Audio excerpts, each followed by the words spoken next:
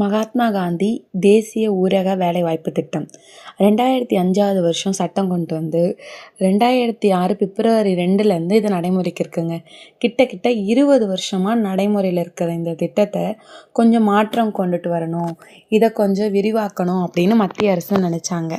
அதனால் அதோடைய பேரை வளர்ச்சியடைந்த இந்தியா வேலைவாய்ப்பு மற்றும் வாழ்வாதாரத்திற்கான உத்தரவாத திட்டம் 2025 அப்படின்னு சொல்லி மாற்றிருந்தாங்க. அதாவது என்னென்னா VPGRAMG அப்படின்னு சொல்லி மாற்றிருந்தாங்க.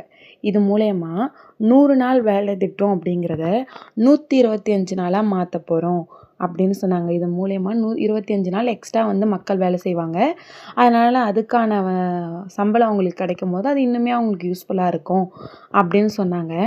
ஃபஸ்ட்டு இந்த திட்டத்தை காங்கிரஸ் கொண்டுட்டு வந்தாங்க. இது காங்கிரஸ் தான் 2009 மகாத்மா காந்தி அப்படிங்கிற அவருடைய பேரை இதில் இன்க்ளூட் பண்ணாங்க.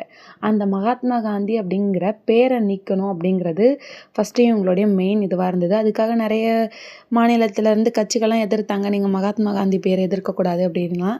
அதெல்லாம் மீறி இப்போ ஜூலை 1ஆம் தேதி இந்த திட்டம் நடைமுறைக்கு வரப்போகுது. இதில் என்ன இப்போ மெயினான இது என்னென்னா, இதுக்கு முன்னாடி இந்த மகாத்மா காந்தி தேசிய ஊரக வேலை திட்டத்தில் மொத்த ஃபண்டுமே சென்ட்ரல் கவர்மெண்ட் தான் கொடுப்பாங்க. அதாவது அவங்களுடைய 100% காசு மட்டும்தான் கொடுப்பாங்க, வேலை சம்பள காசாக.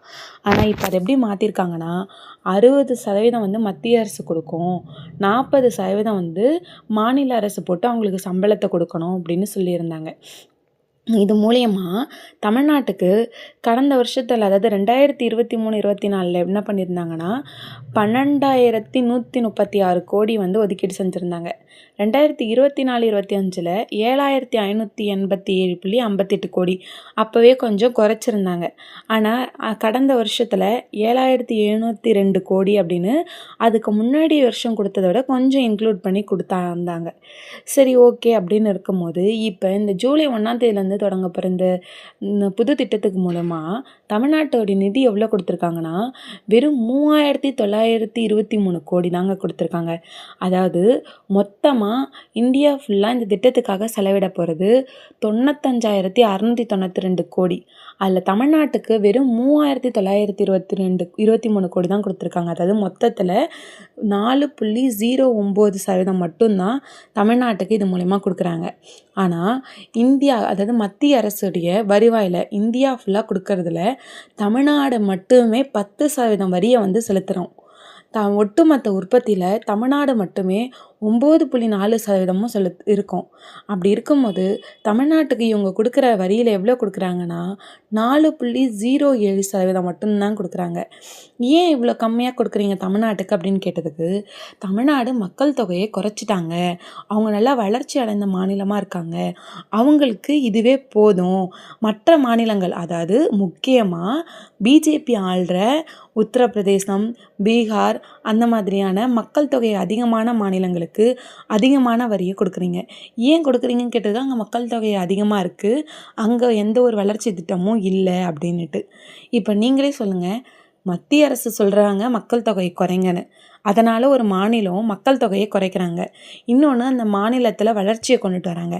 அதனால் மத்திய அரசு நமக்கு தர வேண்டிய நியாயமான நிதியை தரமாட்டேன் அப்படின்னு சொல்கிறது எந்த வகையில் இருக்குது?